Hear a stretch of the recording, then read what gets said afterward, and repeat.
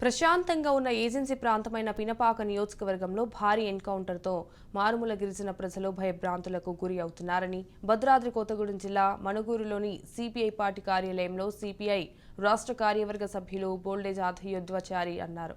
గత 15 సంవత్సరాలలో ఇంత పెద్ద ఎన్కౌంటర్ జరగడం చాలా బాధాకరమని దీనిని ఖండిస్తున్నామన్నారు. 1968లో నక్సలైట్లు రామాంజవరం పంచాయతీలు పల్లెల్లో జెండా వందతో మనందరికీ తెలిసిన విషయం.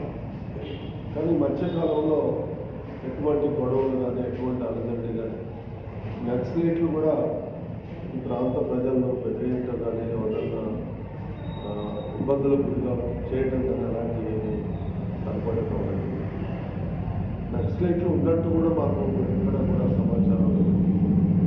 మేము గ్రామాలలో అడవులలో పార్టీ కోసం ప్రజల కోసం తిరుగుతూ ఉంటాం. నక్సలైట్లు కూడా ఎక్కడ అర్జడి చేసినట్టు కానీ